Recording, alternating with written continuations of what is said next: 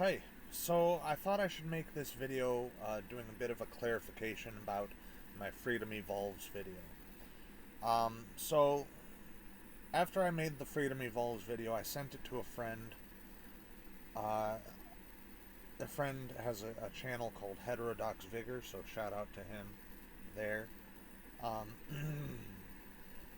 uh, so he essentially pointed out that I had made a few mistakes in my video. And the biggest mistake was that I didn't explain where I was coming from with my review. So, uh, to be honest, I had a couple of beers in me when I recorded. I am sober right now, completely sober right now. So I am in a better mental state right now to be discussing this. Um, when it one thing you have to understand, it has been a couple of years since I read Consciousness Explained, so I don't have it exactly perfectly in my memory.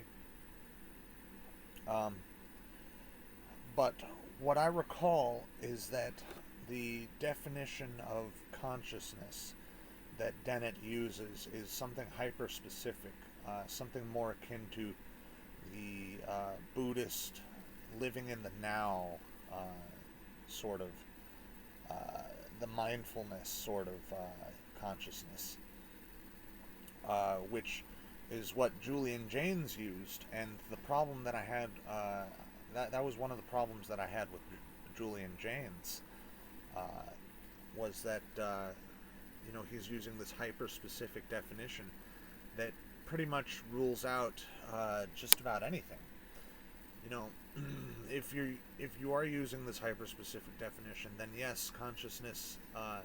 Most people do not have consciousness, or at least most of the time, consciousness does not exist. And uh, also, it becomes easier to say that consciousness is an illusion when you are using this sort of definition. Now, when I was doing my review, I was actually approaching it from my own metaphysics, not engaging with the metaphysics that Dennett was presenting. And I should have clarified that, because I obviously I hold my metaphysics as superior. I am biased. I am human. Everyone has their own biases. Um, but that was where I was coming from. I was analyzing it using my metaphysics, not analyzing it within its own context, which you can say is not the best thing to do academically. Um, but I have been doing this for a while. I have been looking for what is useful within what is useful to me. So, as for the definition of consciousness, I do believe that it should just be awareness. Um, in which case, there are different levels of awareness. There are different levels of consciousness, and consciousness can be shut off. Uh, if I forget who it was who published, I think it was Penrose and someone else. I forget who published the paper discussing the quantum theory of consciousness, where they believed that Benzian receptors were responsible for consciousness, for producing consciousness. Quantum effects at the Benzian receptors. Um, that I don't quite believe that the benzene receptors are responsible for consciousness, but I do believe there is a certain quantum physical aspect to consciousness. Um, I also I have made it clear in the past I am not a materialist, at least not purely materialist. I'm not an idealist either. Uh, I believe in a balance between the physical and the immaterial, and the material and the immaterial. So when when I formulate my theory of consciousness, uh, there is a material aspect to it. There's also an immaterial aspect to it, and I defend this by citing the examples of proven instances of non-local consciousness. For example, uh, there was a experiment done uh, with people undergoing surgery, people who have to be put under like knocked out under anesthetics in order to undergo these surgeries. And what they did was they had a cabinet or a shelf or something that was up very high, and they put a sign up on top of that shelf where no one could possibly read it. And the people who were put into uh, this unconscious state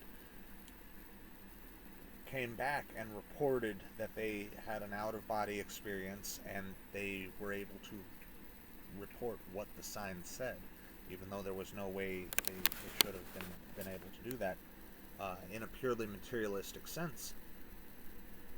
So that is just one example. There are many others. um, Project Stargate, which went on for 20 years and had uh, phenomenal success reported up until the program ended, and or it may have just changed operators, but it may have been like MK Ultra. It changed names and changed operators and is still classified. But yeah, Project Stargate was used for 20 years. They reported phenomenal success for the entire 20 years, and they it was only after the program ended that they began saying that the successes were overstated and it wasn't that good of a program. Uh, and actually, the people who came from Project Stargate went on to prove their abilities publicly multiple times. From what I understand, they still have gatherings where they uh, flex their powers to each other, just to, you know, for good old times' sake.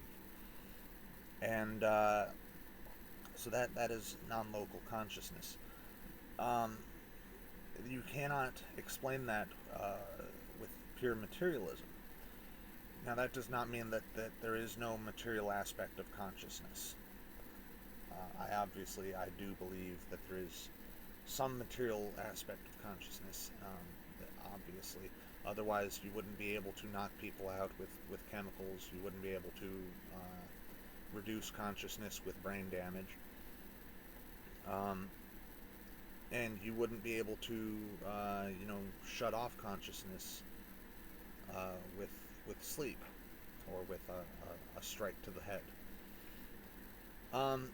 So yeah, I just wanted to clarify that.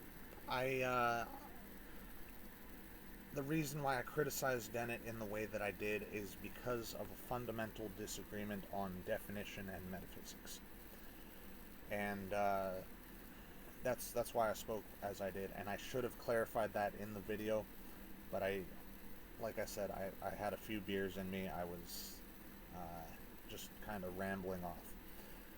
Anyway, that's about all. Thank you for watching. Peace.